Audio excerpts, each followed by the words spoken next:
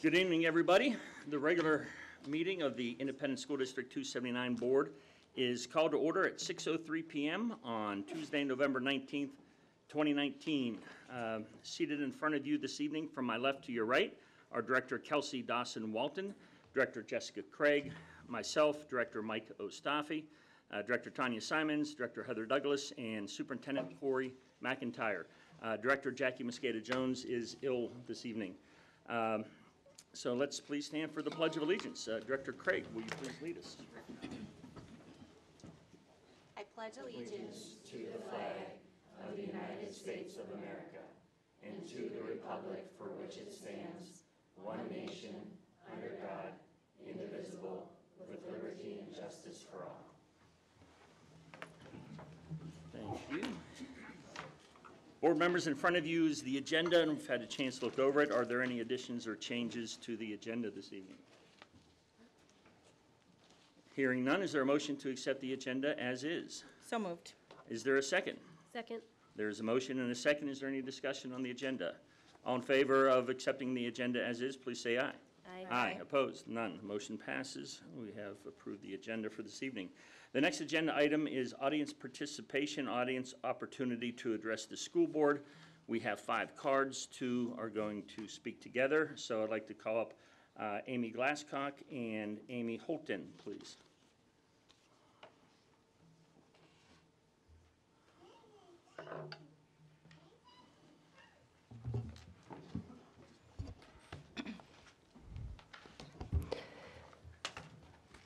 Thank you, Superintendent McIntyre and members of the Osseo School Board.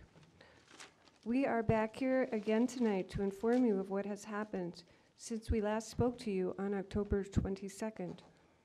We were able to visit with Robin Gonzalez, Director of Learning and Achievement for Osseo Schools, on November 6th. She kindly provided us with an opportunity to review all materials and curriculum that is currently approved for use in the sex ed curriculum in the Osseo schools. We were assured that the book It's Perfectly Normal, this one, is not found in any of the libraries. The copies that were in 3 elementary school parent resource libraries have now been pulled out of circulation. We are extremely grateful for the cooperation that we have received so far. We are encouraged that our concerns are being addressed. But after reviewing the materials that were assembled for us, we were able to discover a number of issues with them. We used a detailed CSE analysis tool from Family Watch International, which opposes comprehensive sex education on a global level. This tool of analysis has 15 harmful elements commonly included in CSE. Of these 15 harmful elements, we found evidence of CSE being taught on the high school level in 12 of those areas of concern. When we looked at the materials that are being used in the 4th and 5th grade level, we found 3 areas of concern. Of particular concern is the PowerPoint video, Always Changing and Growing Up, which seeks to sexualize children by showing unnecessarily graphic drawings of male and female body parts, and also promotes masturbation. As parents, grandparents, and community members of the Osseo School District, we would like to make some recommendations to the school board and superintendent in order to meet the stated goals of the letter to the parents. First, it is important to be more transparent about what is being taught regarding this vitally important and extremely sensitive subject. We are concerned that some parents may have a false sense of security because the names of the sex ed classes are abstinent-based and abstinence until marriage. However, we had a hard time finding any emphasis on abstinence in the materials that were shown. To accomplish more transparency, all of the current barriers to the materials and curriculum must be removed. All members of the community and parents should be able to view the information online. These materials should include links to all of the videos shown, textbooks, and copies of all of the handouts. At this point, then the parents can opt their children in rather than opt out as it is done now. Currently, parents are able to review these materials at a parent-teacher conference. This solution has not been very successful, however, because according to Ms. Gonzalez, very few, if any, parents have actually visited the media room where the materials are being made available.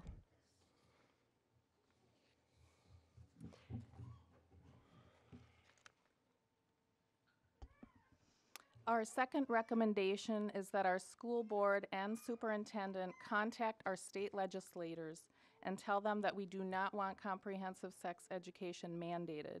We want maintaining local control of the sex ed curriculum to be a legislative priority for our district. Oh, sorry. There has never before been a curriculum mandated by the state legislature in Minnesota. If HF 1414 were passed, CSE would be mandated for pre-K through 12th grade and will include materials similar to what is contained in the book, It's Perfectly Normal. This book is so pornographic, the FBI considers the pictures to be of the type that sexual predators use to groom children. Even if this book is not used, a model CSE program will be forced upon us using similar materials and curriculum. It will be a mandated curriculum, meaning total loss of control on the local levels. Finally, we do not want any education bills to pass in the spring of 2020 with the current language of the HF 1414 or the comprehensive sex ed bill that is contained within it. Have you, board members, read this bill? All Minnesota school boards and superintendents must absolutely oppose this legislation, Osseo included. And for your information, we have provided a copy of the bill and a summary of our recommendations for the school board. Thank you and have a good evening. Thank you.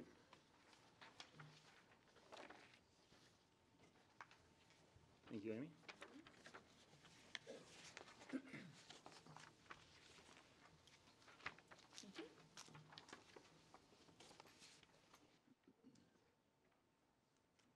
next up, and Carol, I don't know if you and Paige are going together, but Carol Fischer?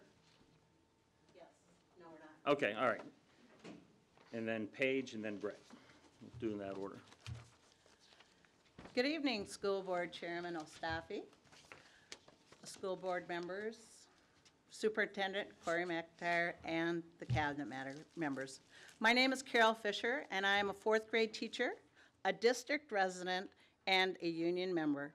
Tonight, I am representing many of my colleagues who share similar concerns and frustrations regarding workload.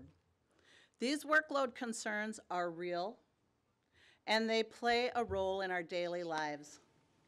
To help me share these concerns, I've asked my union brothers and sisters for their input. Please begin our sign parade.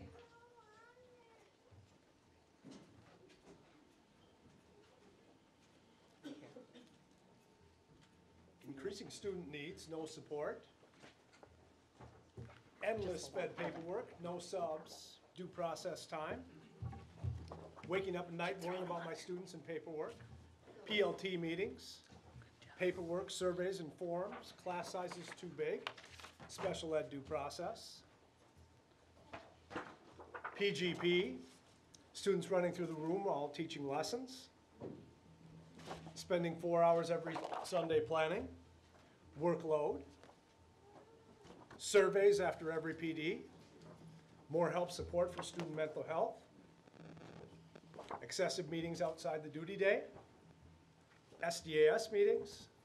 Class size too large. High need students don't get the support they need. High class sizes. SDAS meetings. IEP meetings. Before and after school IEP meetings, due process time for special ed, SPED due process time, SPED due process time, 400 students in 12 classes, door duty, safety, workload, documentation, no more curriculum designing, teacher mental health, staff safety, due process time, special ed, due process time, meetings, PLT, IEP, staff development, sacrificing family time to finish the work I can't complete during my duty day, committee meetings, 27 kindergartners in a classroom. Okay. 30 seconds remaining. Thank you. These are the concerns that weigh us down daily. But when I ask my students what they need from me and how I need to show up, this is what they said. And this is out of the mouths of 9 and 10-year-old babes. I need a quiet classroom. I need help with math. I need to learn how to like math. I need to read faster. I want to learn about robotics. I need help with reading. Please call on me more. I need my teacher to have a great positive attitude, to teach in fun ways, to listen to my stories and tell me when they get too long, to be by my side when I'm not having a great day, to help me when I need it most, and to teach me things I don't know. I need to tell you what happened in my morning. I would like you to be more strict. Oops. I need someone who understands me, someone who will listen, somebody who is nice, funny, kind, lovable, someone who gets how I feel every once in a while, someone who is fun, calm, ready, and organized. I want my teacher to be kind and to be the best teacher they can be. We know that teaching is about relationships, and we want to show up for our students in all of these ways that my kids wanted me to show up. However, our workload is heavy, weighing heavily on us, and robbing us of our energy and the many gifts of time and attention we could be giving to our students. Amen.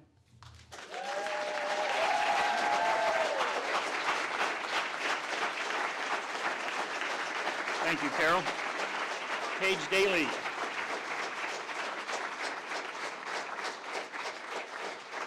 Paige, that's a tough act to follow. Yeah, do you have a stool? Good evening, Chair Ostafi, board members, and Superintendent McIntyre. My name is Paige Daley, and I am here to ask you one question. That question is, how committed are you to closing the achievement gap and raising MCA test scores? How committed are you? As a classroom teacher of 30 years, I am up here because I am frustrated and frankly confused. As our leaders, in my opinion, you are giving your teachers a directive to close the achievement gap and raise test scores, but you are continually making decisions that make doing that almost impossible. Let me be clear, this is not about teacher workload. Although that is also an issue, and we teachers are burning out at alarming rates, I am more concerned with the students and how decisions you are making are affecting them. In order to close the achievement gap and raise test scores, you believe building relationships with all students and families is paramount, although you give us class sizes of 25 through 37 kids. I understand that it is most important to build those relationships with the most at-risk students. That's all well and fine if that would be 3 to 4 students, but it's not anymore. It's more like 10 to 15 students with a variety of needs from severe trauma to separation anxiety and uncontrollable tears. That's not even considering the lack of ESP support due to special ed cuts and the quiet strugglers that don't scream out, "I'm at risk too. Don't forget about me." In order to close the achievement gap and raise test scores, you expect us to differentiate lessons using the CLEAR model in all subject matter with those 25 to 37 students, while 1 or more students are standing on their chair chanting or throwing pencils. In order to close the achievement gap and raise test scores, you expect us to build relationships and differentiate lessons with 25 to 37 students, plus add an additional up to 10 more students, possibly multiple days a month because of subs shortages. You expect students to show up every day ready to learn. You want them in school to receive instruction to close that gap. Yet when they do come, they may be helping out in a kindergarten classroom for the day because their teacher has strep throat and there is no sub for her. In my 30 years of teaching, I have never met a teacher who is not committed to growing their students academically as well as socially and emotionally. Not one. My question again to you tonight, school board members, is how committed are you?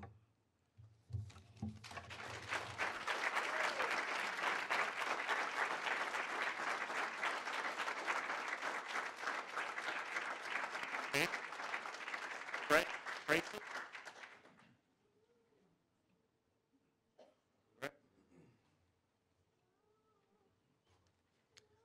Good evening, school board members, Chairperson Ostafi, Superintendent McIntyre, cabinet members, colleagues, families, and community members.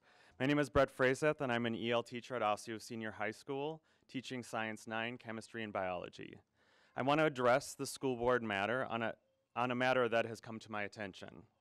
It concerns the matter of the value of collaborative time for teachers and its value to education, specifically in improving student growth. This has come to my attention in two different settings. One was in the school board work session, where it was mentioned that the school board would want to completely restructure how we do education and instruction at Osseo area schools. The other was in the course of negotiations, when there was an expressed belief that there's no research to show that teacher collaboration results in student achievement growth and therefore is not a demonstrated need to provide collaborative time for our elementary teachers per the contract. I believe both of these issues go hand in glove. First of all, I think it is important to point out that not only am I a teacher in this district, and that this is my 21st year as an educator and 9th year in this district, but I'm also a Fulbright teaching scholar. I have 2 master's degrees in education, and I'm completing my doctorate in education, as well as an administrative license. In that time, I've done a lot of work studying and understanding learning and how to facilitate that. In all, every single course I have taken since 1993, the importance of collaboration has been impressed upon us and has been well supported by the literature on the topics. Second, in just the 55 minutes of prep that I have, I was able to pull together 10 academic research articles that demonstrate in a variety of settings the impact collaboration has on student achievement and growth. Spoiler alert, the more intentional collaboration, the greater correlation of student growth through a number of measures, both qualitative and quantitative. Bottom line, collaboration improves student growth. People often want American teachers to provide the level of achievement of students in countries like Finland, Singapore, Korea, and Austria. Critics of education want to focus on what teachers in America are not doing, but they fail to recognize that collaboration makes up as much as 20 to 40% of teachers' school days in those countries. Having taught for 2 years in Austria, I can attest to this fact. As a teacher in Osseo, I can tell you that the collaborative time I have is currently being used to collaborate with Science 9 teachers to help provide opportunities to use reading scientific texts and reading strategies to help students understand not only the science content, but also improve their reading. Last year, we utilized a new approach to have mastery-based chemistry in all chemistry classes. In one trimester, we saw a 13% decrease in failures in chemistry compared to the previous years. There is ample data to demonstrate the importance of collaboration, so don't believe misinformation to the contrary. If we want to have conversations about how to do that effectively, we can have those conversations. To expect student growth and student achievement without collaboration is not reasonable. That is exactly why we as educators negotiated to have collaborative time built into the contract for the teacher workday. Just as you would not expect to be able to accomplish the work of the school board in 10-minute increments every day of the week, but meet in one long block, so should our district's elementary teachers.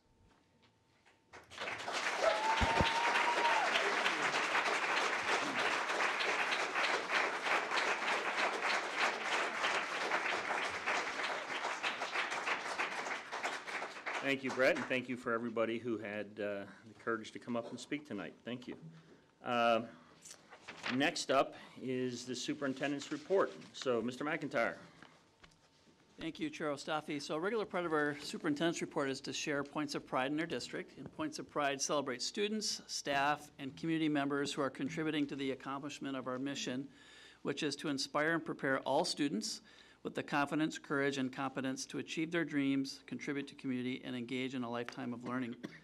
I've asked cabinet members to share with you recent points of pride from our district, so I'll hand it over to our cabinet members.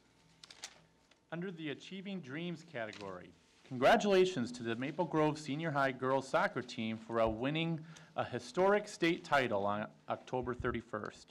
The Crimson defeated Centennial by a final score of 2-1 to lift the championship trophy for the first time in school history.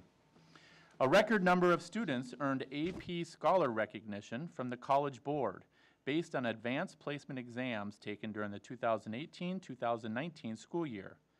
The district's 3 comprehensive high schools reported a combined total of 279 scholars who received recognition this year.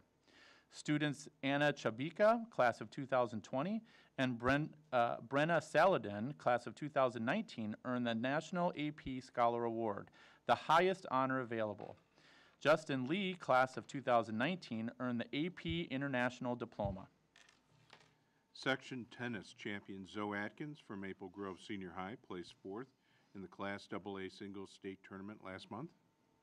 Park Center seniors Bai Jossy was featured as a CCX New Standout student on November 6th.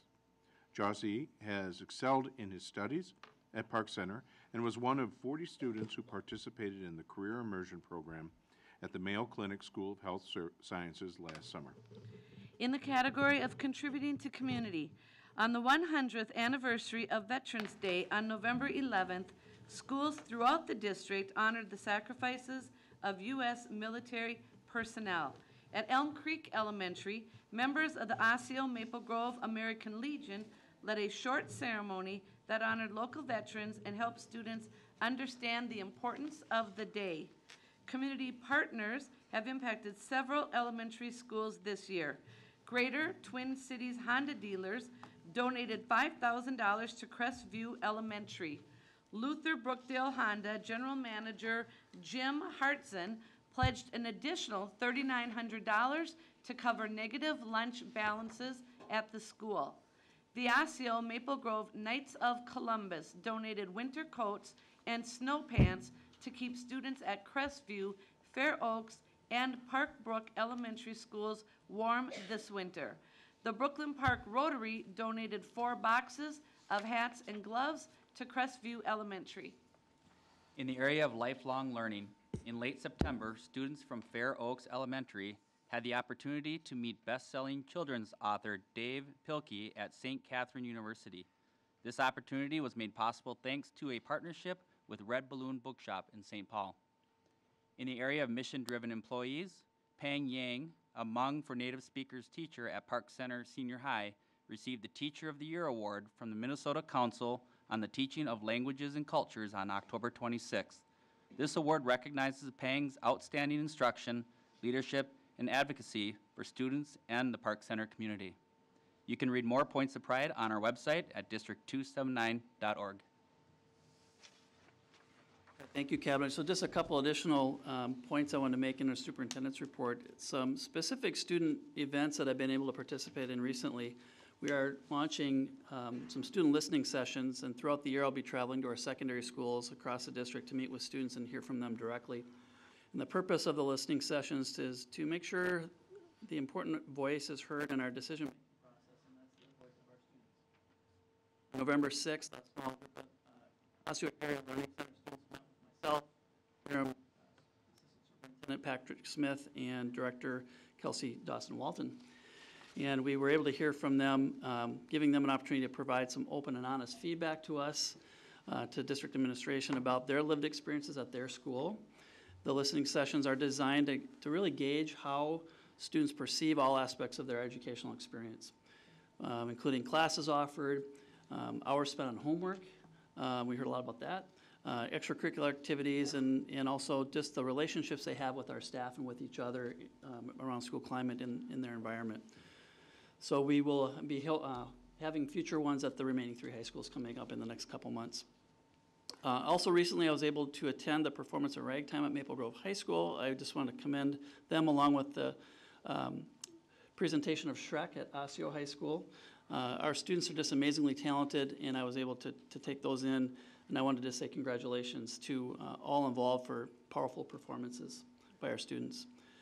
I was also able to attend briefly the Osseo High School Ford Turbocharger donation event, which is a unique event too, where students were able to get their hands on and access Ford's display vehicle and the technology that comes with that. So that was another neat event. And then I kind of crashed the party at Maple Grove High School's choir, orchestra, and band rooms this week. So they had an unexpected visitor as they were working on their current performances coming up. Lastly, winter's almost here. I hate to say it. But I'd like to remind all of our families that winter-related school cancellation procedures in Osseo area schools, just remind them of those procedures. Our district administrators consider the effect of snow, ice, and wind chill, when determining if school will be held, and typically if school is held, even in extreme weather. So I want to encourage our viewers and listeners to pay attention to all after-school and evening activities and programs, which we also mentioned as well when we are considering any cancellations. If school is canceled or dismissed early, we'll inform our families by telephone and email using our mass notification system. I encourage parents and guardians to update their phone numbers in Parent View. That's very important. Also, just pay attention to our district website, Facebook, and Twitter accounts, and also through major TV stations. And families can find more information about our weather-related cancellations and emergency procedures on our district website at district279.org. So that concludes my superintendent's report for this evening. Thank you. Thank you very much, Mr. McIntyre.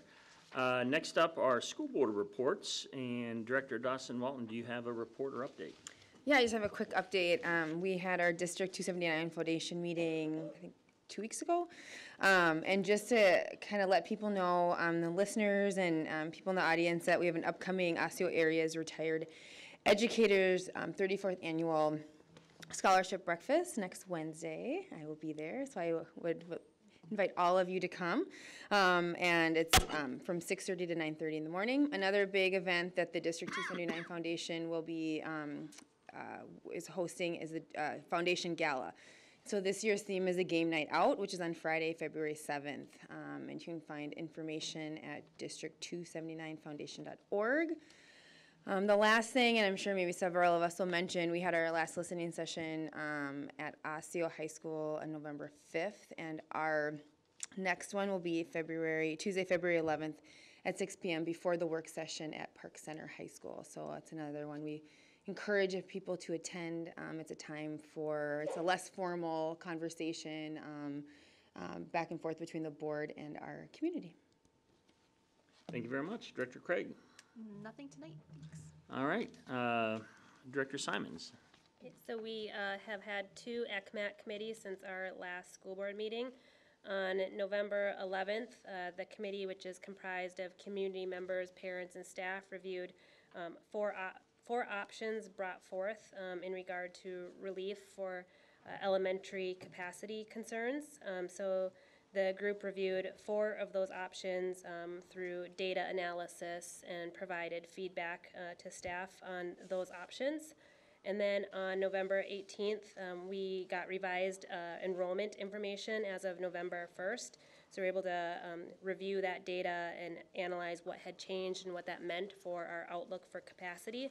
And we also reviewed secondary space and capacity concerns and reviewed options related to that. So all of this material is available on the ECMAT committee site. It's public information. The meeting is not public. The meeting itself is not public, but all of the data is there, and I would encourage members of the community and our staff to go and review all of that information so that you can see the same thing that those providing feedback are seeing.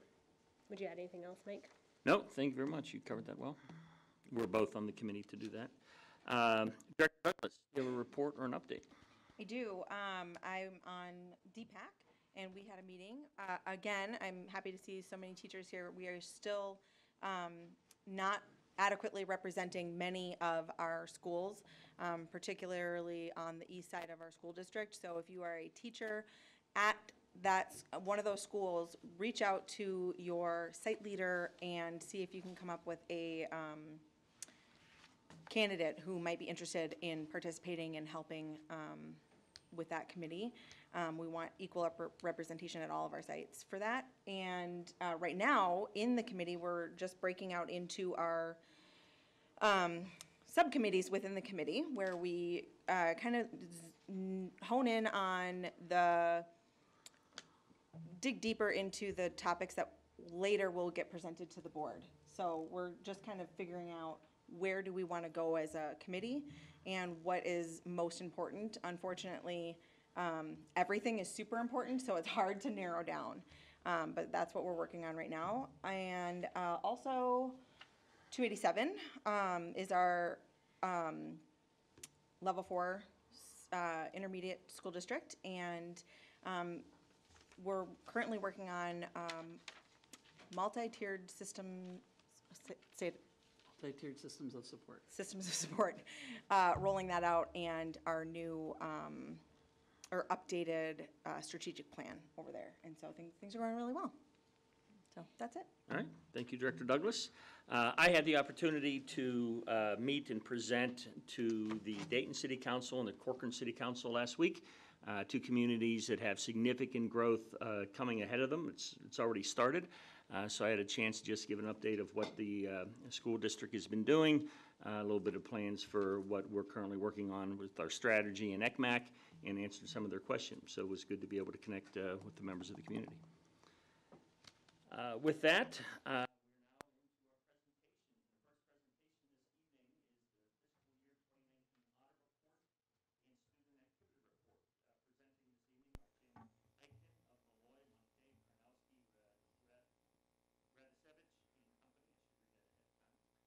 Kelly Benuta, Director of Business Services. So Kelly, thank you. All right, thank you. Good evening, Chair Ostafi, school board members, and Superintendent McIntyre. Tonight, our independent auditor will be presenting the fiscal year 2019 audited financial statements. We shared the preliminary financial results with the board at the September meeting. Those results have not changed. Jim Eichten, the managing partner from MMKR, will be presenting the audit report this evening. Welcome, Jim.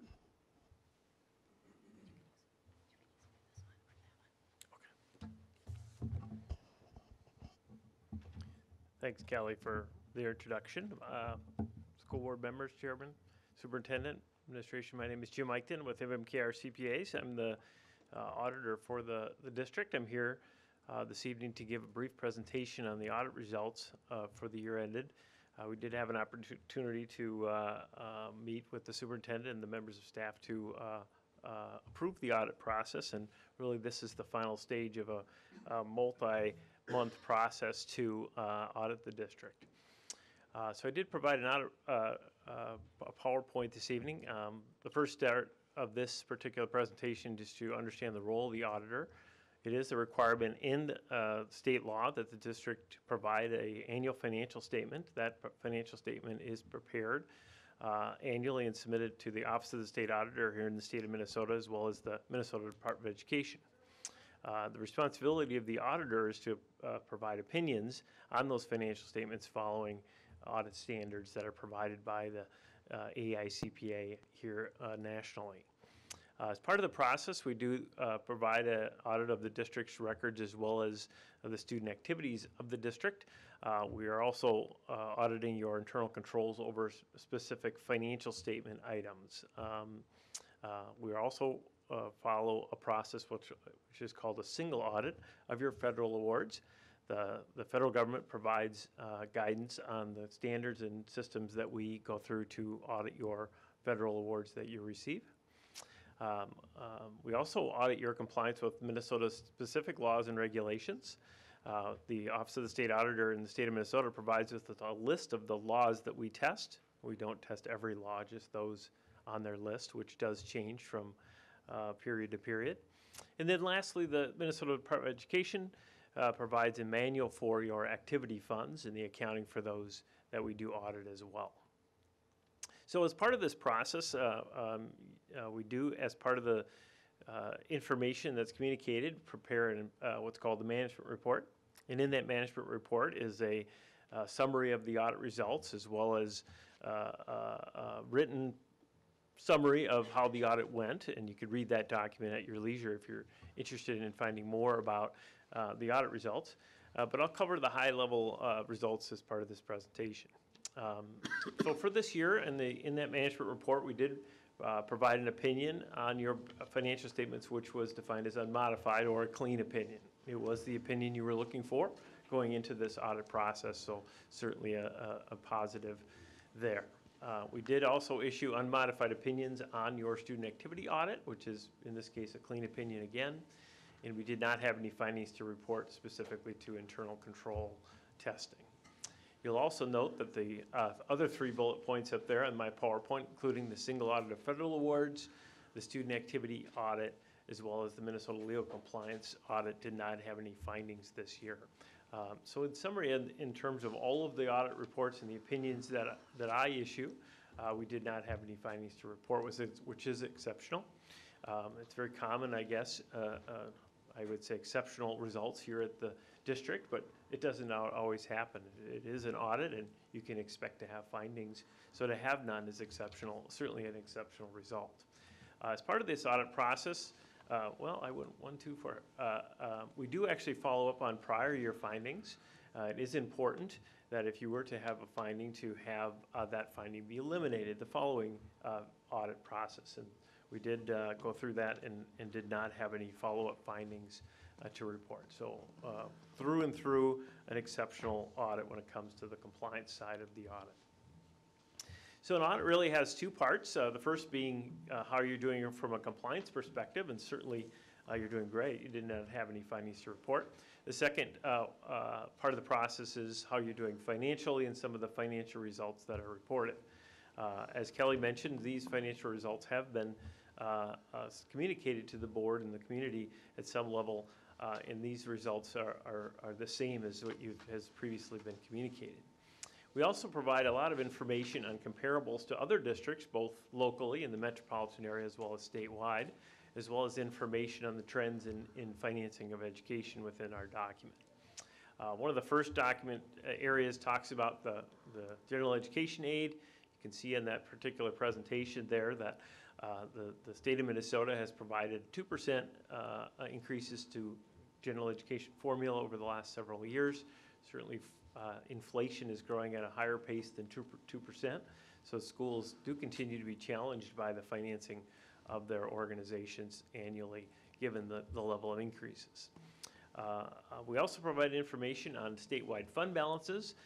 Fund balances as a percentage of operations has leveled over the last few years at about a 20% fund balance as a percentage of operations. That leveling off has really been a result of really the lack of changes in the holdback that has been experienced by districts earlier periods. The state of Minnesota at times in the last decade have held back some of the cash to local governments, which has caused the need for more fund balance. We haven't seen that, but it's certainly something to be wary of as you look at some of the fund balance trends in local school districts. We also provide some excellent information on revenues and expenditures at the district. This particular presentation shows revenues on a per student basis. Some of the highlights of this particular presentation, the district is does have similar results in terms of overall revenues on a per student basis. You're receiving about $15,950 per student in overall revenues when a metropolitan area districts are at $15,500. So you're slightly above averages, but certainly very comparable to other school districts. In this year, you did see a slight increase in overall revenues, in particular to an increase in the formula, as well as some improvements in special education aid, as well as some long-term facilities management dollars that were provided to the district. This particular presentation gets you to the expenditure side. You can see I can't really see that. There's lots of numbers and letters, but you can get there if you look at this information online. Some of the highlights here is the district does spend slightly above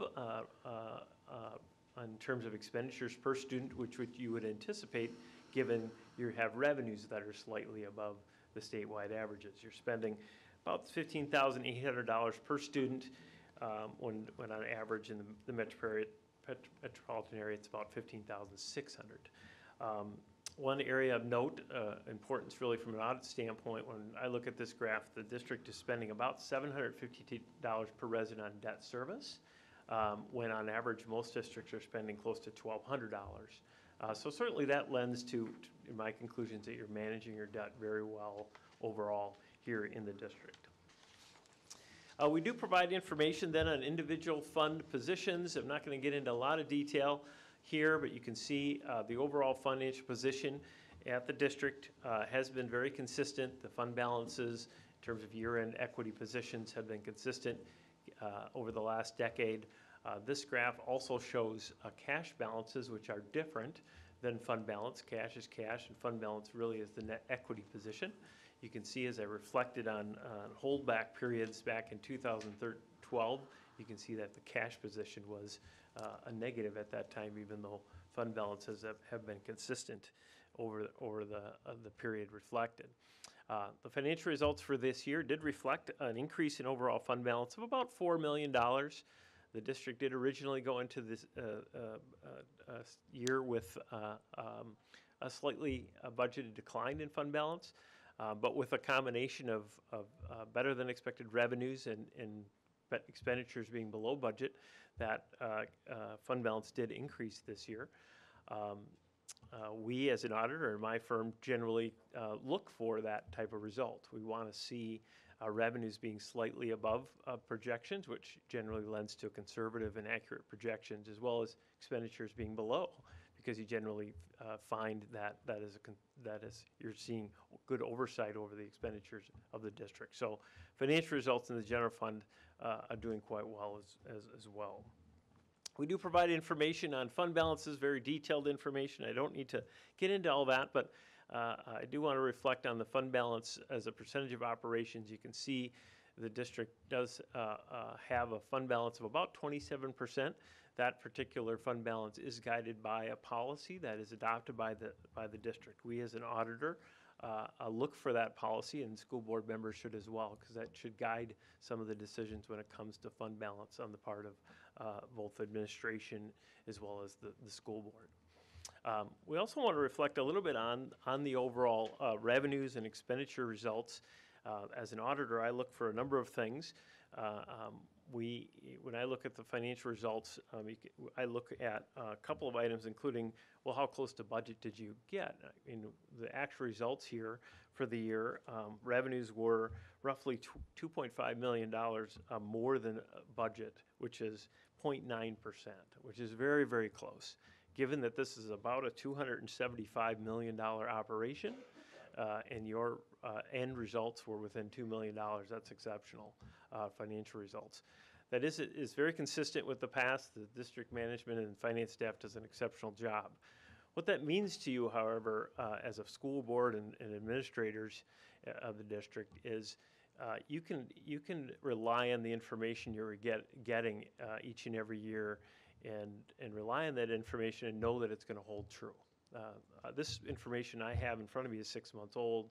We're dealing with June 30th year end, and you're getting data each and every day. And you can, based on these results, you can rely on that information to make good decisions, knowing that they're going to hold true in the end. And that's an important message that I have sent every year that I stood here.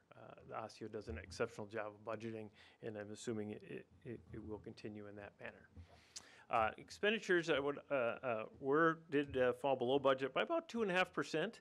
Most of that was in the area of salaries and benefits due to positions being unfilled. And really, in the purchase service areas, some significant cost containment measures that are happening internally is causing some of those very good results. We do reflect on other funds the district has. The food service fund, you can see that the operating capital fund certainly has adequate fund balances. Community service fund as well has a solid financial position and are well managed and planfully looked at each and every year from a financial perspective. I did want to point out before I get in too far on these other funds, the district does have a number of other funds, including some self-insurance funds. There are dental self-insurance funds. There are medical self-insurance funds. Those particular funds do not include every employee of the district, only those that are a part of those internal service funds that are managed. All of those funds certainly have good financial results. The district also is special and really does an exceptional job of managing its long-term obligations as well. The district has what's called an incentive pay internal service fund to manage some of the severance obligations you have. That particular fund is fully funded, which is rare, really, for a school district. This particular fund balance and equity position goes back probably long before those in this room who have established that fund to fund these obligations and have continued to do that for a long time. And you can be happy to know that that exists, as well as there is an internal service fund to fund OPEB obligations, and that is fully funded as well, which you don't see in most of our districts that we work with. So in summary, I was able to issue a clean opinion on the basic financial statements. I did not have any findings to report in any of the opinions that were issued. I mentioned the financial results being adherent to the budget, which is probably a highlight, or should be a highlight for the board members to know that that is happening each and every year. And I mentioned the long-term funding of these obligations. They may sound unimportant to you as when I say them, but certainly next year and the year after that, and for the people that work at this district from a long time will benefit from some of the focus towards long-term funding of obligations. And then lastly, we have always found in this district your financial records to be in excellent condition. We do not find errors. The audit goes very smoothly, and it's a very efficient process, which you benefit as a district as well as school board members. So with that, I'll open it up to any questions that you might have for me. Thank you, Mr. Eichten. Board members, let's start to my left. Kelsey, would you have any questions? All right. Jessica? Just a big, huge thank you to Kelly Benusa and team. I know you're an award-winning team and have presented statewide, so their system has been phenomenal year over year. So thank you for all the work that goes into that, and we appreciate you. Thank you. Tanya? Yeah, and I just would echo that, having a background in finance and process, it's really great to see that we have good, solid processes that enable us to have these results, which then enable us to have the flexibility to deploy our resources in the best way to ensure that our students have strong results and that we have the optimal mix of support as well. So good news, and I'm happy to see that it's consistent with our internal expectations. Thank you. Heather, any questions? I do not have any questions, and Tanya and Jessica said everything that I would say. So again, thank you to you guys and to our team for all the hard work you put into making this happen. I have a comment regarding the 27.8%. That's only about 3 months and a week of funds. I mean, I know people say that, you know, for bad times, you should have 6 months in your own personal account. Most Americans don't have, 50% of Americans don't have any more than a week saved up.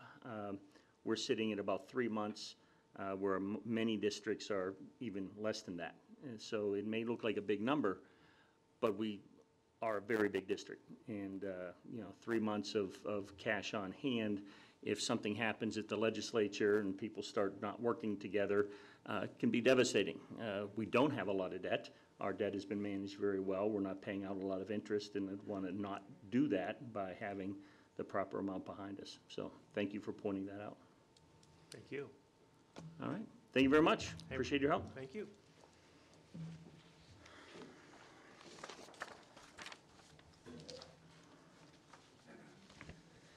Second presentation this evening is the World's Best Workforce, a continuous improvement, presenting our Jeremy Willey, Director of Learning and Achievement, and Tom Watkins, Data and Assessment Coordinator. Gentlemen. Chair Ostaffi, school board members, Superintendent McIntyre, and cabinet members. Good evening. My name is Jeremy Willey, and I'm the Director of the Department of Learning and Achievement. With me this evening is Tom Watkins, our Coordinator of Data and Assessment for the Department of Learning and Achievement. This evening, the outcome of our presentation is to examine various data points related to Osseo Area Schools' World's Best Workforce Strategic Plan from the 2018-2019 school year. As we look at a multitude of data points, it is important that we begin by grounding us in our mission statement, which is to inspire and prepare all students with the confidence, courage, and competence to achieve their dreams, contribute to community, and engage in a lifetime of learning. Embedded within our strategic plan are the 5 World's Best Workforce goals, which you can see listed here. Each student is ready for kindergarten. Each third grader can read at grade level. Each student graduates from high school. Each student is ready for college and career, and the achievement gap is closed on all state-mandated measures. Each year, school districts are required by the state to submit a World's Best Workforce plan and to share information in a public meeting. This plan is due for submission on December 15th. On the next two slides, you will see our priority work statements aligned with the strategies that we have identified as a part of our strategic plan. Each of these priority work statements are actions that we will take to focus our improvement efforts on the data that we will share with you this evening. This first graph is a representation of our demographic trend over the past 10 years. The y-axis shows the percent of total enrollment that each group accounts for. The blue line represents our students of color. The red line represents our free and/or reduced lunch students. The yellow line represents our special education students. And the green line represents our multilingual or EL students. While both our special education and multilingual student populations have remained stable over time, our students of color have increased. Free and/or reduced lunch students have increased overall in the past 10 years, but in recent years, a slight decline has occurred. Here you will see screenshots from the report card on the Minnesota Department of Education website. This shows a more specific racial demographic breakdown of our student populations. These two images show student counts and percentages of group populations relative to the total number of students in our system. This information is based on October 1st enrollment for the most recent year available. In this case, it would be last year, the 2018-2019 school year. Our next slide shows the pre- and post-assessment achievement data for pre-K students in our system using the Teaching Strategies Gold, or TS Gold, assessment. This assessment is designed to provide us with information regarding the extent to which pre-K students are ready for kindergarten. It measures early literacy, early numeracy, and social-emotional skill development. You will notice that the lighter blue bars show the pre-assessment percentage of proficiency, while the post-assessment bars indicating proficiency are shown in a darker blue. One point to mention is that in the 2016-2017, the pre-assessment was administered in the winter of that school year, while the following 2 years it was administered early in the fall. This additional learning helps explain why the pre-assessment percentage was higher than it was in subsequent years. Lastly, please note the box in the bottom left-hand corner of the slide. Anytime a direct connection to a World's Best Workforce goal can be made to a data point in this presentation, it will be specifically referenced in this box. This data point is connected to each student being ready for kindergarten as measured by the TS Gold assessment. As mentioned earlier in the presentation, in addition to sharing various data points this evening, we wanted to also highlight specific improvement efforts we are focusing on in addition to our priority work to enhance our student achievement results. For early learning achievement, our improvement efforts are focusing on strengthening the collection, analysis, and usage of data to drive instruction, creating alignment in end-of-year success criteria for 4-year-old programming, emphasizing social-emotional learning through curriculum and family resources, and strengthening collaboration between early childhood and early childhood special education staff. On this next slide, you will see that we will begin looking at our Minnesota Comprehensive Assessment, or MCA, results. Since this graph highlights elementary reading results, you will note the connection at the bottom of the slide to the World's Best Workforce goal around read well by 3rd grade. This graph shows the percent proficient for each elementary grade level and for the elementary level overall for the past 4 years. The dark purple bar on the right column of each grade level shows information related to the 2018-2019 school year. The yellow line indicated on each section represents the state's percentage of proficiency. Overall, our proficiency percentages have remained stable in 3rd grade, 5th grade, and overall. And at 4th grade, we have experienced a decrease in proficiency over the past 4 years. Here you will see our MCA math results for the elementary level. Again, this graph shows the percent proficient for each elementary grade level and for the elementary level overall for the past 4 years. The dark green bar on the right column of each grade level shows information related to last year. The yellow line indicated on each section represents the state's percentage of proficiency. Overall, our proficiency percentage increased in 3rd grade from last year to this year, while 4th grade, 5th grade, and overall, we have experienced a decrease in proficiency in recent years. Next, you will see information regarding our MCA Science results for the elementary level. This assessment is only given in 5th grade, and you will note that the dark orange bar on the right column shows the results from last year. Again, the yellow line illustrates the state's proficiency percentage.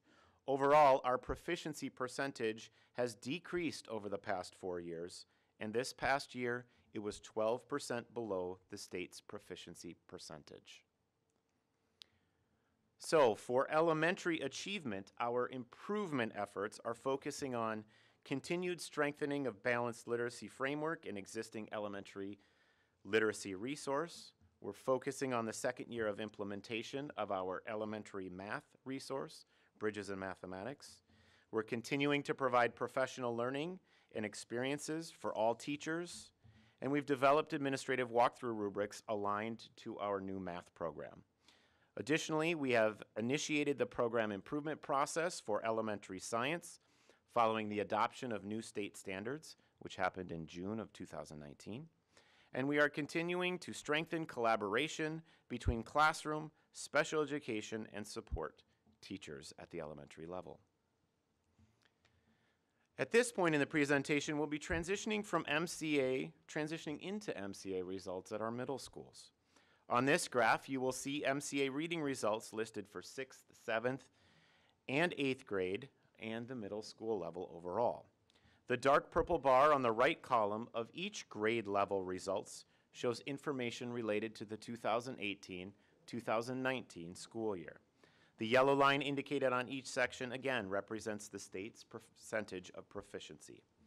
Overall, proficiency percentages have either remained stable in 6th grade and overall, or decreased in 7th and 8th grade over time.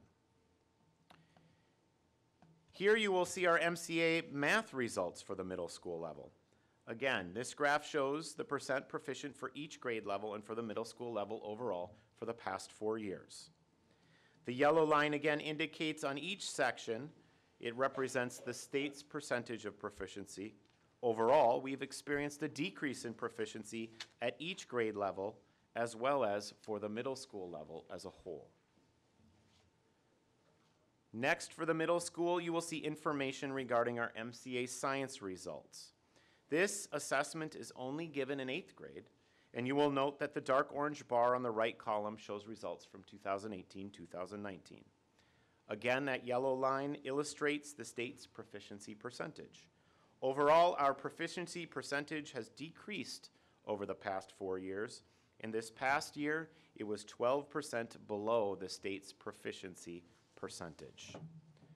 For middle school achievement, our improvement efforts are then focusing on meeting on a consistent basis with middle school leaders as a part of our middle school leader after action team to examine and evaluate all facets of the middle school model, improving student literacy by supporting literacy strategy instruction across content areas, beginning a secondary math pilot to make decisions related to curriculum resources, initiating the program improvement process for secondary science following the adoption of new state standards, and continuing to strengthen collaboration between classroom, special education, and support teachers.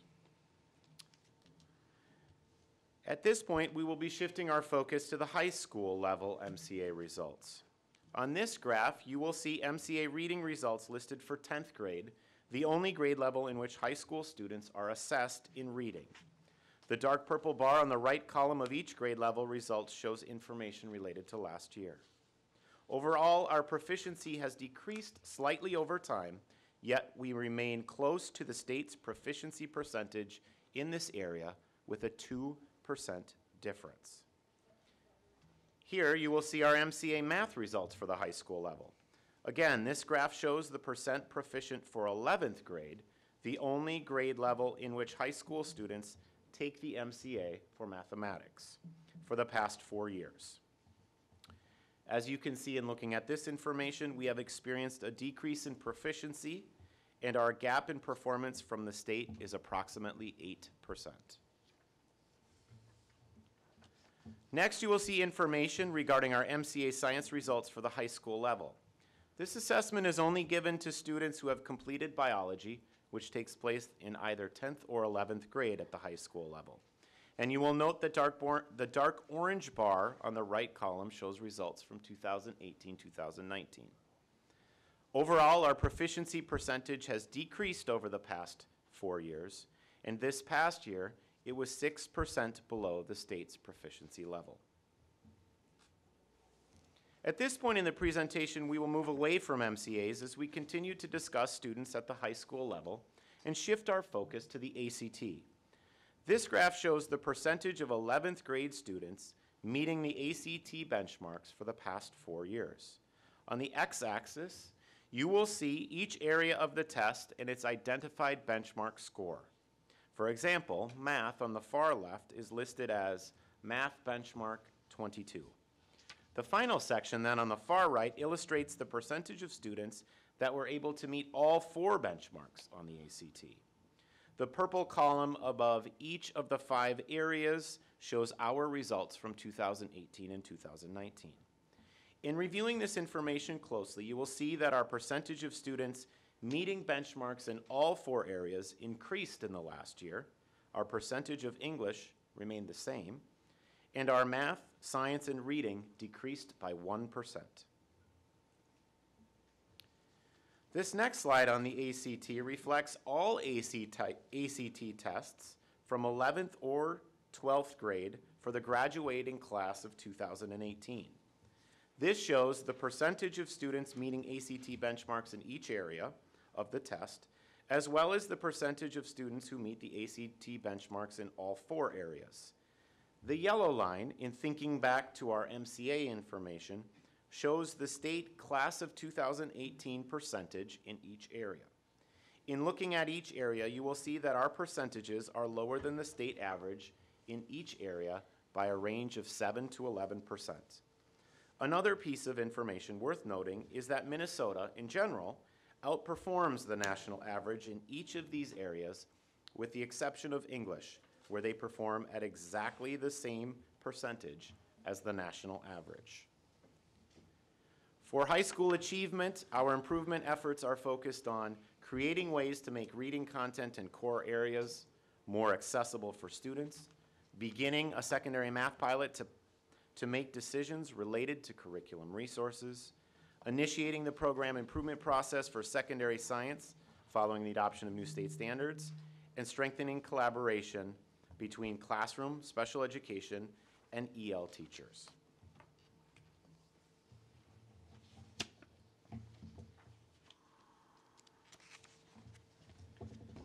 Here we're talking about the percentage of students in each class who graduate as calculated by MDE. The most recent data are for the class of 2018. MDE reported these results in February of this year. If students don't graduate, they're classified as either continuing for another year or dropping out or unknown. Students are credited to the school in which they spent most of their time during their high school careers, and students who move out of the state are not included in these calculations. When we look at our 4-year rates, or the on-time graduation rates, we've remained above the statewide average and above our 2012 baseline, but we've plateaued since our high point for the class of 2014. With our 7-year rates, we're following students for 3 years after their expected graduation year. For example, the 2018 results are for the class of 2015. When we look at their status 3 years after the expected graduation year, we see that 91% have graduated. As was the case with the 4-year rates, we've remained above the state for the past 7 years and remained above our 2012 baseline. This chart compares the 4-year and 7-year rates for the district and the state by race. On the 4-year rate, all groups are above the state. On the 7-year rate, all racial groups except Hispanic are above the state, and Hispanic is within 1 point of the state. However, large gaps remain. For example, white and Asian students are over 23 percentage points above American Indian and Hispanic groups on the 4-year rate.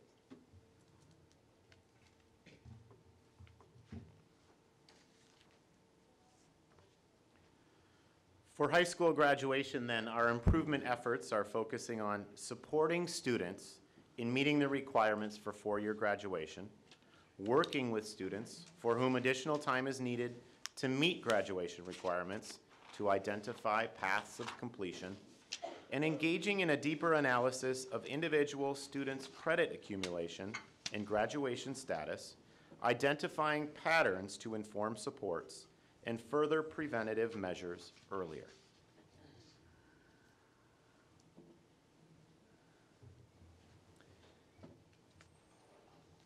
This is a revision of a table that the board received last year to look at North Star accountability indicators. Here we're looking at results from the last 3 years for all students with data. We'll work our way from left to right. We start with achievement, the percentage of all students enrolled who were proficient on the MCA. Remembering for North Star accountability, students who were opted out of testing are counted as non-proficient. Access for EL is only reported for English learner students. MCA and MTOS progress refers to the percentage of students who have maintained or improved their achievement level from 1 year to the next. Graduation rate is reported in the North Star system 1 year after the class of students have graduated, so the 2019 results are for the class of 2018 and so on. The consistent attendance data is also 1 year behind. Next is the median percentile across all of the North Star indicators. For 2019, we can say that as a district, we outperformed about 55% of all reported groups in the state, down from 67% in 2018. The last column on the right takes the median percentile and compares it to our average for white students. In 2019, the all students group is 31 percentage points below our white students. So now let's bring in the color coding. The top color coding table is for all but the last column, and it indicates that blue is in the top 10%, green is the top 30%, yellow is in the top half of all reported groups in the state. We can see that for the most part, our district average has been in the top half of reported groups statewide. The second color coding table is just about the last column, the gap in the median percentile. We want to see gaps under 20 points, or ideally in single digits. However, for our all students group, we're seeing yellow and white color coding here because our gap has been in the 20s or 30s for the past 3 years.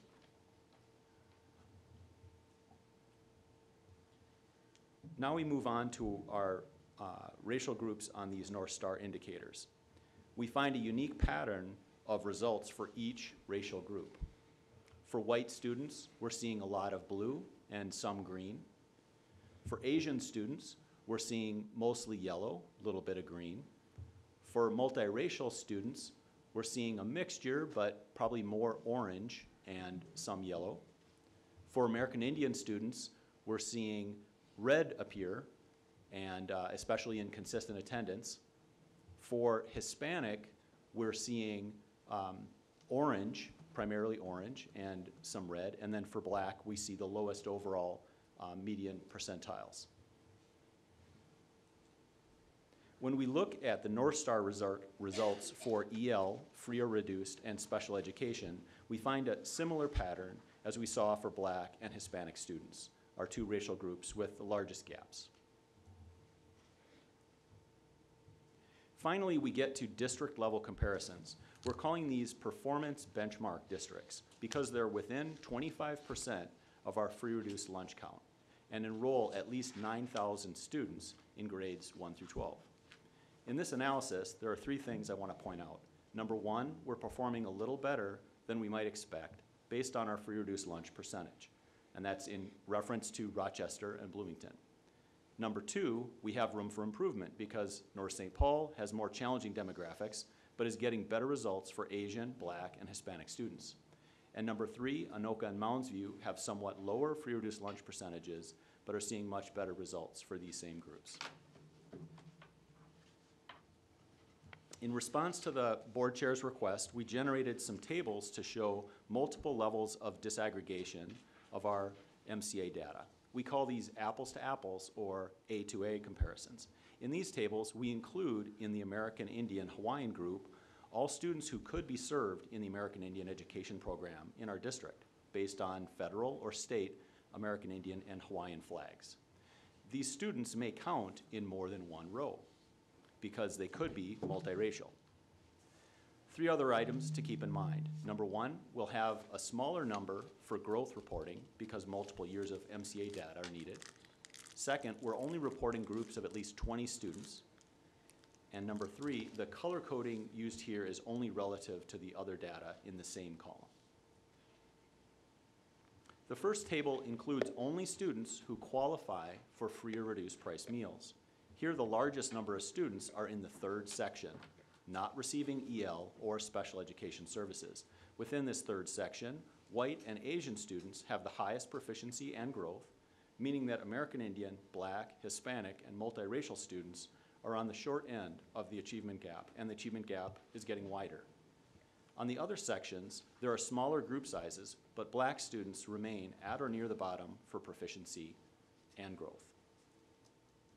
The second table includes only students who do not qualify for free or reduced price meals.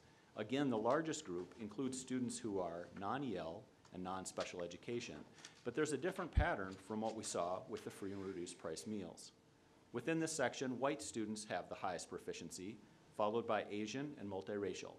However, multiracial students are actually making gap-closing reading growth, and American Indian and Hispanic students are making growth that is comparable with white and Asian.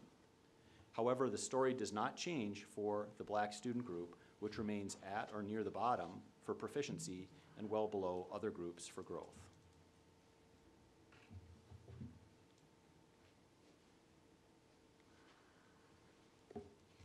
So for achievement gap closure, our improvement efforts are focused on deepening our engagement in the use of culturally responsive instructional strategies, continuing our promising practices studies to identify and share staff actions that contribute to gap closing growth, emphasizing the importance of relationships between students, teachers, families, and the community, and providing targeted instruction and interventions to improve academic proficiency.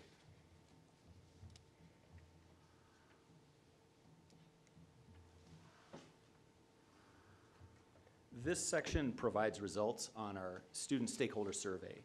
Since the 2014-15 school year, we've been surveying our students annually regarding our mission and priority work and their classroom experiences. This data helps us meet state requirements for student feedback data to teachers and to principals. This is the primary way by which we measure if our mission is being accomplished in the eyes of our students. There are 3 questions for each of these scales. We reached our goal on Achieve Their Dreams and Lifetime of Learning in previous years, but fell short in 2019. For Contribute to Community, we were trying to reach 80%, but plateaued out at 70%. These scales grew out of our priority work on students and families feeling welcome at school and respected and trusted by adults at school. The Trusting Adults scale remained at or near 80%, which was our goal. For the other scales, we were a few points short of our goal, and there's a slight downward trend like we saw with the mission results. These are the survey scale averages for each student group over time. There are 3 things to note here. First of all, the most positive groups were EL students and white students. Number 2, the least positive were free reduced, Black, multiracial, and American Indian students. And third, most scales and groups are trending down over the past 3 years.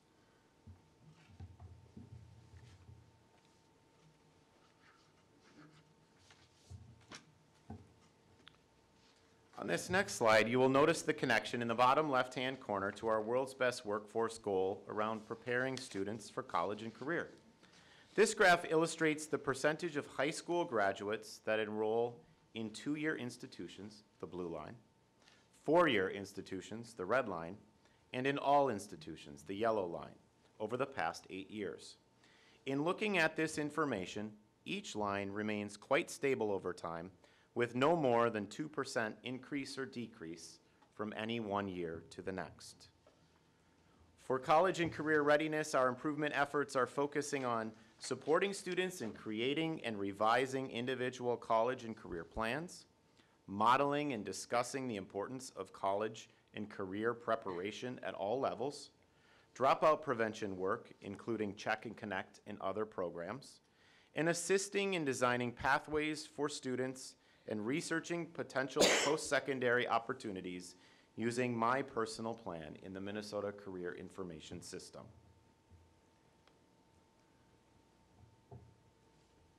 Are there any questions and/or comments you might have as we bring our presentation to a close this evening?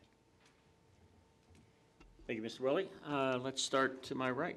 Oh, yes. Corey. Chair Ostafi, if I may, I had just have a few comments I'd like to share. Please do. Before we entertain any questions.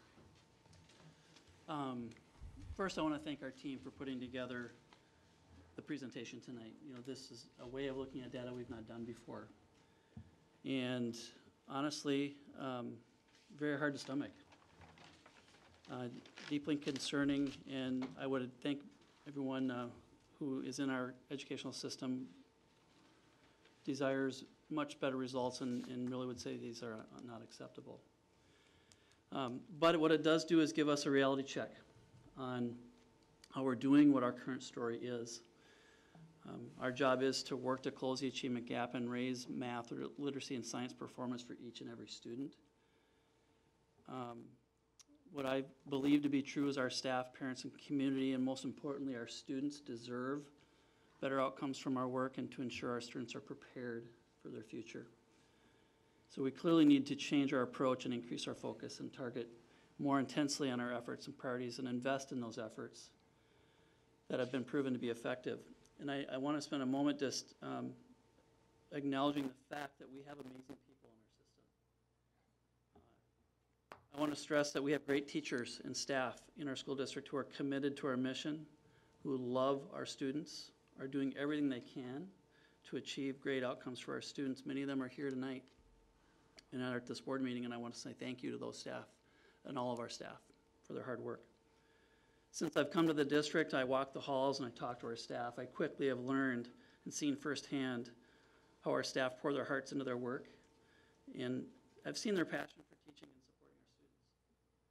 I've already learned, again, my short time here, that our teachers, and many of you here tonight, in our building and district staff, they're willing and they're able to do the hard work on behalf of our students and what they need, and I see them working very hard. So we have to find a way to provide our staff the structures, the tools, the resources to be as effective as possible. And despite how hard it is to digest these results, believe me,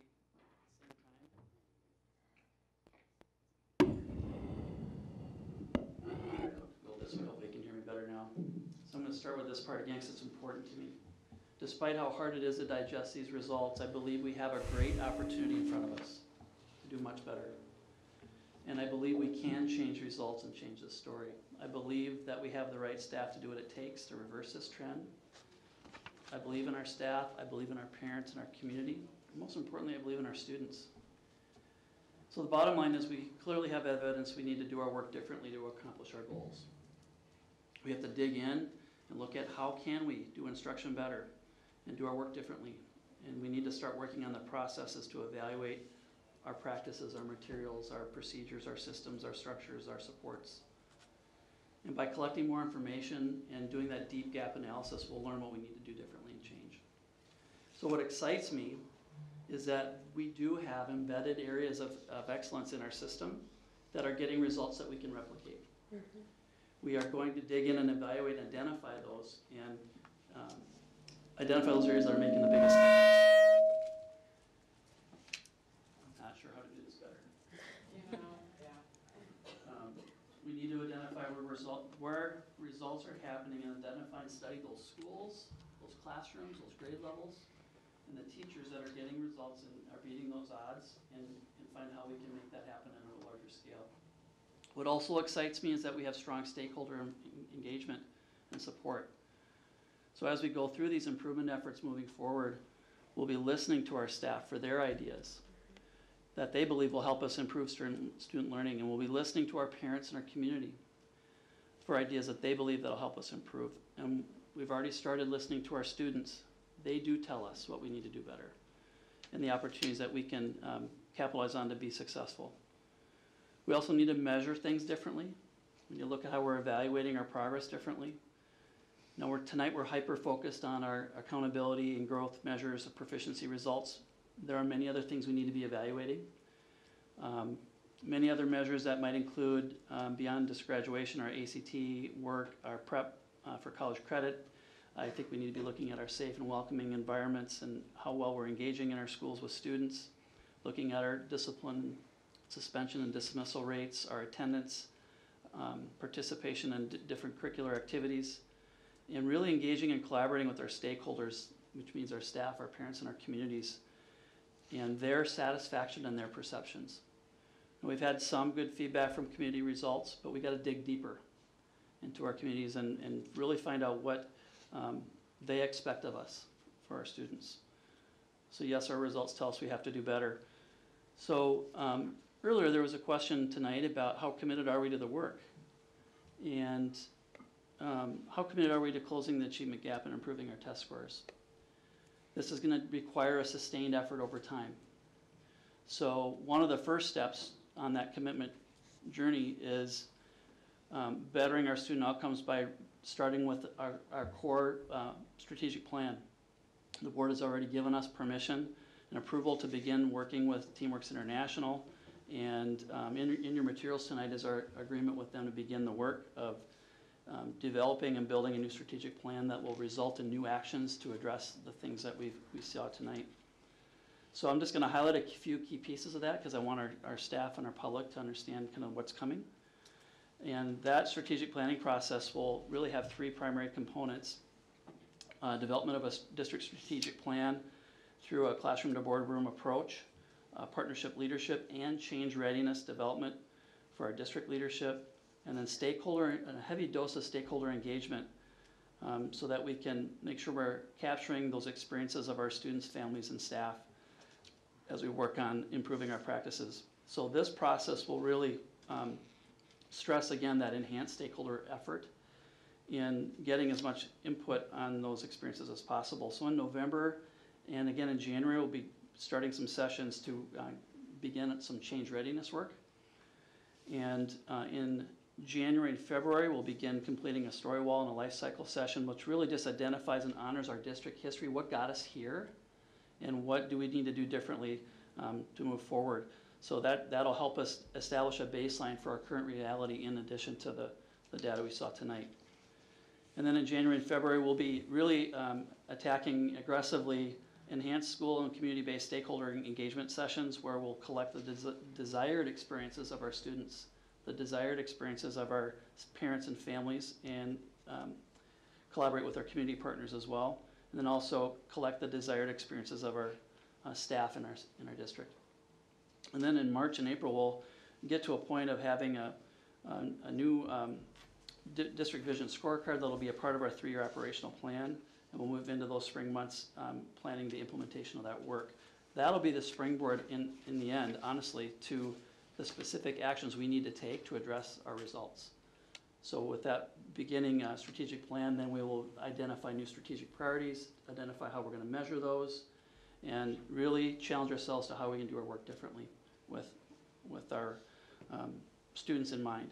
So as I wrap up my comments, I want to encourage everyone to provide input into this process as we begin this work. We want to hear from our stakeholders and make sure we've not missed anything, and make sure we hear from everyone as we move forward. I really believe strongly we have what it takes. We have the people that it's going to take to change our result pattern. And together, I really believe that we are going to make every effort to ensure we're improving outcomes for each and every one of our students. So with that, Chair Ostafi, I'll turn it back to you for any additional questions or comments. Thank you very much, Superintendent McIntyre. Let me start to the left, if I will, with any question. You can go ahead. Okay. Oh, okay, sorry. I don't have any questions, but I do have comments. First, I want to say thank you, Jeremy, and to your team for the transparency in this conversation. These results are painfully sobering. And Paige, to you, I personally am dedicated to closing the achievement gap, as well as I know that my peers on the board as well are very committed to it, but I just wanted to answer that question for you. I really, really, really had a hard time accepting these results. However, they weren't surprising. It wasn't completely unexpected, but I think, like Corey said, this is an opportunity for us to improve and do better, and to really take a hard look at us, and for you guys to present this here tonight the way that we have. This is the most transparent that we've been with our results in this setting, and I think that it's good, but I think we can do better in this area too. A lot of parents and teachers don't know how their own schools are doing, especially parents and families, and exposing where our weaknesses are, I think, is only going to help us become stronger and really own where our problems are, so that we can actually do the hard work to improve. And identifying, like Corey said, we do have some really great teachers here. Identifying the teachers that are doing that are having significant success, the outliers who are somehow achieving success where our other teachers aren't, and learning why and applying that into our other classrooms. I mean, really, I feel like I could talk about this for a really long time because it's so important. But I'll let my other board members share their comments. But again, just thank you so much for the transparency in this, and I believe that we can use this as an opportunity to change the way we do business here and how we educate. Thank you. Dr. Simons? Yes, thank you so much for this presentation. And at our last work session, we really wrestled with this information and spent quite a long time discussing it and asking questions about it. So I'm not going to necessarily reiterate all of those comments, as we know that was a challenging conversation. But what I would say is I agree with Director Douglas in terms of this is good information to be transparent about. I think we have to be transparent about it, and I appreciate that we've shown this information in a way that's different than what we've done in the past and with greater transparency than we have in the past. And we can't solve a problem if A, we don't know we have a problem, and B, we don't understand why we have the problem. So I appreciate the processes that are coming to investigate and to better understand and to solution against it. And so I am excited about the strategy with Classroom to the Boardroom, that it's not about the board telling educators what the best practices are or what they should be doing, but it's about starting with the classroom and understanding what our students are experiencing, what our families are experiencing, what our educators are experiencing, and building out the structure around that. So to me, I really see that as the opportunity to provide what Corey said, to Superintendent McIntyre, the structure, tools, and the resources to do this. I do really think we need to be listening to our staff, and as that statement was made, I saw some mixed facial expressions in the crowd. So if that's not what's happening today, and if that's not what happens in this work ahead, we need to hear that, and we need to be bombarded with that message that the staff, the ideas, the experiences are not surfacing. So I'm hoping that all of you are participating in this process as we move forward, and that will take time. And if you're not believing that it's a process that's going to be working to change the outcome, I want those emails. I would love to see our leadership flooded with emails, with ideas for what we need to do differently, because when we look at both the financial information, but what we're spending on students, we're spending at or greater than, but our results are not there. So that gives me some hope that with our resources and how we now deploy any excess resources that we have, that from a financial perspective, we can have the right mix of resourcing to get this problem solved. It's always a limit, as we saw earlier in the state auditor's comments, that what the state provides us is always less than what our costs are growing at. But I think that this is something that's solvable, and I think that we have the resources to do this differently in the future. So I'll stop there, but thank you very much, and please participate in the process. And everybody who's listening at home, students, parents, please participate and let us know what you think we need to be doing. Can I just add to that participation piece that if you have peers who couldn't be here tonight or couldn't watch it and you know that this is important to them, just share that message with them, please. All right, thank you. Director Craig? I think I'll just echo that I shared my frustrations at the work session. And I just want to thank Superintendent McIntyre tonight for your inspiration, your leadership in this. I know it's difficult for all of us to hear, but I do believe you. I do trust in your leadership. I know that you have fresh ideas, a fresh perspective to bring, and so we're on board with your leadership on this. And thank you to our staff for continuing to work hard. It's just a difficult night and difficult information to take in. So, thank you. Thank you. Okay, yeah, I mean, for me, it's not easy to sit in this seat and hear these results because I have 4 kids who are black in this district, and it's extremely alarming to me. And we spoke at length the last work session about this, about these results are not surprising to me. I mean, we see this throughout the whole state of Minnesota. While we're doing so well in so many things, but for certain groups of communities. And I think that, our teachers have been here consistently. I have spent time with them, and I know there's a lot of ideas. There's a lot of ideas outside of this district as well. But I'm kind of just sick of talking about these ideas. I'm sick of looking at the data. I'm sick of it. You can slice it, you can dice it any way you want. They're still the same. We can look at, this data, we can look at that data. It does not matter. It doesn't matter. So, I ran for this seat because I want to make a difference. And it's obviously, I can't do it myself. It takes all of us. And so I want an aggressive approach, and that's what I will be pushing and continue to push in terms of we need to see changes now. Our students are suffering. They're not prepared for the workforce. We look at we have a great, strong financial record. Great. And then what? Perhaps we need to invest a little bit differently in some things, and I'm ready to take some bold steps to do that. We need academic excellence for every single one of our students, and when you look at these results, that's not what's happening here at all. And I do believe, I agree with Corey and the rest of my colleagues, and I do believe we have excellent staff, teachers, families, students to do that. But I think now is the time to make a stand, take a stand, and actually stop fantasizing about the data and being like, wow, this is so unbelievable, and actually do stuff. And again, we spoke at length the last work session, but I just can't articulate it enough. I mean, I look at my own home. And I see how these results are reflected in my own kids. And that, to me, that's unacceptable. And so I just, as a board member, I'm just very committed to changing the language of how we talk about this. Because, the language across the board, if anybody talks, it really pits students against each other.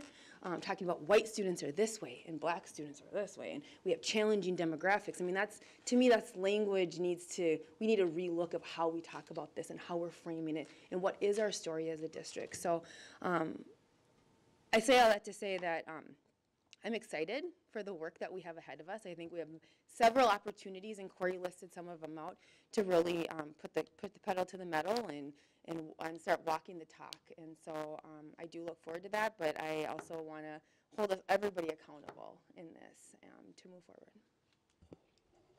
Thank you, Kelsey. And I recently received an email from a teacher and has had conversations with several teachers who brought up the fact that it was very concerning to them that over the last several years there has been a disconnect between teachers and leadership of the district, basically pitting the teachers in the classroom against leadership in ESC, and that things were not going well. The listening had dropped down, basically not paying attention to the people with the feet on the street and doing the work. And as we mentioned tonight, that's going to change. We will be listening, we will be reaching out. We need to rebuild that. You know, we're a young board. You know, we're fairly brand new across all facets, but we came together in one of our first roles was to hire a new superintendent, a new leadership, and based upon several things that we think need to be accomplished and can be accomplished. So, you know, right now we have started down that journey. We're 5 months in. You want things quick, I agree with that, but we have to have thoughtful planning also for the long term. We've been doing things over the long term, and we've had long-term decreasing results, and that's shameful. So we need to fix that, and, you know, continuing to do the same thing over and over again, expecting different results is a definition of insanity. You know, we need to take a good hard look at what we've been doing and determine what isn't working and what is, and learn new things and go forward. And that's what the strategy plan is. That's why we brought in new leadership. That's why we've come together, I think very well as a board, to start giving that direction to make those changes. So I appreciate everyone's work here. I appreciate everyone's work who is providing the information, and I appreciate everyone who is working with our students and supports our students, and will be doing so, you know, with a renewed focus, a renewed effort, and you know, with renewed leadership and goals as we go forward. So I am going to say one thing and not go tit for tat, but you know, it is thoughtful, but we don't have time to spend years and years trying to figure this out again. We don't have the time. I mean, our students, our families, our society right now, I mean, if we're not equipping our students to lead the next generation, I mean, where are we going to be? I mean, in every way. So obviously it's going to be a thoughtful approach, but we don't have a lot of time to be studying and looking, and because there's a lot out there right now from people, from your classrooms right now, things that are working to, you know, in the cities to in different states. I mean, there's a lot we can be gleaning off. So obviously it's going to be a thoughtful approach, but well, and I can't you know, express it enough. The quick wins, like there's things to your point that there's things that we have to, that take time and we have to be thoughtful about and pilot and test, but there's things that are low-hanging fruit that we know we just need to do. So I think our approach is going to include both the short term, like let's just do it now, we call them do nows in my world, and then as well as kind of the bigger changes. And with that is the pace of change too, because we know that we can't suddenly throw our entire system in upheaval and ask all of our teachers to do something brand new all at once. So that's why the teacher voice, and that's why the voice coming in as well in terms of what do we need to change, what's the right pace of change over time as well. Can I just add that I feel that drive to act now. But I think part of that process is when we're talking about being planful and thoughtful, is that we need to start planning for 2 years from now things, because I feel like we're always lagging behind. We get the results and then it takes 2 years to fix it, and we need to start planning right now to be better in 2 years instead of waiting for next year's results. And it's to be bad. You know what I mean? Yeah, and when as it's Corey not stated, impacting you, it's easy to say that. Right. When it's not impacting you, it's easy to be like, oh, hold on for a couple years. It's No, that's not what I'm saying. I don't. Trust me, I don't think that Our bottom line is we don't want we are all in this together. Yes, we don't want to Thank continue you, that. thank you, Jeremy. Thank The you, issue is Tom. we've started. Thank you. It's underway. It's already begun. We've already started reaching out to students, the teachers, and it's already happening. So we've already got it underway. So thank you very much. Thank you, Jeremy. Thank you, Tom. With that, we will move on to the consent agenda.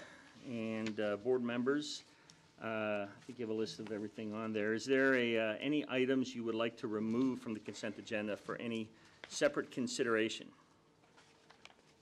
Hearing none, is there a motion to approve the consent agenda as printed? So moved. Is there a second? Second. Is there any discussion? And just to be clear, the consent agenda covers minutes, financial reports, a lot of grants this month, personnel moves, field trip approvals, fundraiser approvals, some long-term facility maintenance projects, some other resolutions, and tonight also the agreement with Teamworks International for the strategy that we're talking about. So that's what's on the consent agenda. Again, you can read that online. All in favor of accepting the consent agenda, please, or of the consent agenda, please say aye. Aye. Aye. Opposed? Motion passes 5-0. Next up are our action items. And the first action item on tonight's agenda is the acceptance of the fiscal year 2019 audit and student activity report. Mr. Meyer. Good evening, Chair Ostafi, Superintendent McIntyre, and members of the school board.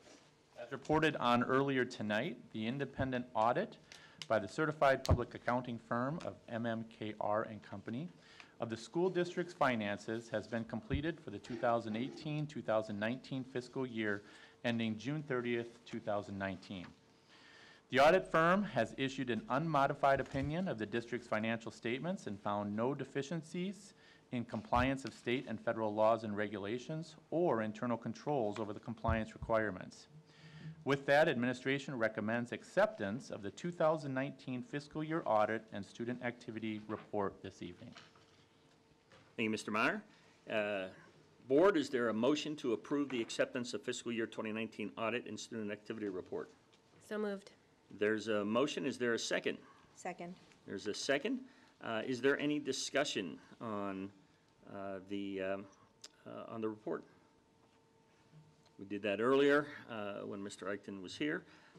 With that, hearing no discussion, all in favor of accepting the fiscal year 2019 audit and student activity report, please say aye. Aye. Aye. Opposed? It is accepted 5-0. Thank you. Next action item is the second reading of Policy 731, Post-Issuance Debt Compliance Revision. Mr. Palmatier. Thank you, Chair Staffy, school board members, and Superintendent McIntyre. I'm trying so carefully to speak into the microphone tonight here. If you wouldn't mind, I'm going to actually take all three policies are for board's consideration at once here. Okay. So revision, adoption of policies 731, 510, and 505 are all action items on tonight's agenda. The first reading of these policies was conducted at the regular meeting of the school board on October 22nd, 2019. At least 4 weeks have passed since the first reading of these policies, and under school board bylaws, if approved by the board this evening, the new or revised policies will be formally adopted. The proposed policies for the board's consideration and approval are as follows. Policy 731, which concerns post-issuance debt compliance.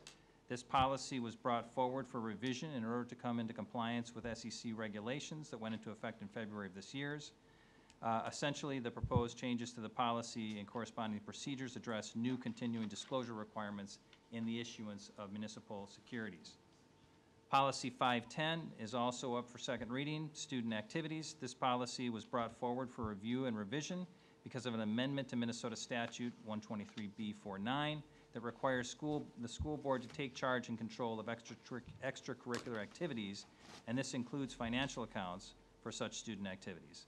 The revised policy and procedures require and ensure that applicable student activity accounts are managed properly and in accordance with uniform accounting standards. And then finally, Policy 505, which is a new proposed policy, student cell phones and technology. This policy was developed in response to periodic reports of disruptive or improper use of cell phones and other personal technology devices in some of our schools. It's intended to establish reasonable expectations and restrictions on the use of cell phones and other technologies that can disrupt the educational environment or impinge upon the privacy interests of others. It is the recommendation of the Policy Committee that the Board consider and adopt each of the above proposed action items. All right, thank you, Mr. Palmatier. So with that, is there a motion to approve the revision to Policy 731, Post-Issuance Debt Compliance? So moved. We have a motion. Is there a second to the motion? Second. We've had a motion and a second to approve. Is there any discussion regarding that? And again, this is reviewed in Policy Committee. We've seen it several times. We've had questions or On this one, not much, because it is so exciting. But with that, if there's no discussion, all in favor of approving revision of policy 731, please say aye. Aye. Opposed? Motion passes 5-0.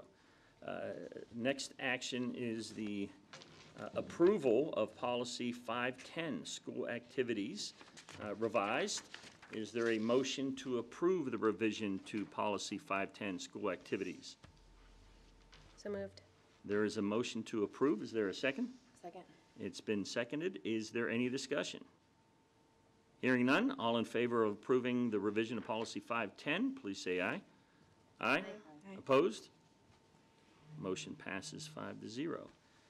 Next action is the second reading of policy 505, student cell phone and technology. Is there a motion to approve the new policy 505, student cell phone and technology? So moved. Is there a second? Second.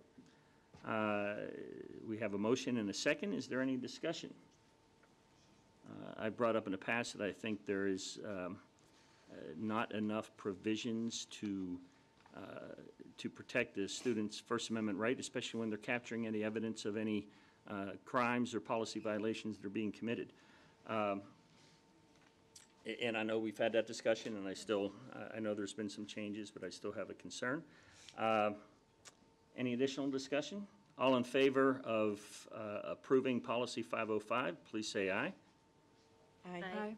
Opposed? Nay. Motion passes 4-1. Final action item is the recommendation to accept gifts to the district totaling $22,028.98. Is there a motion to accept the gifts totaling $22,028.98?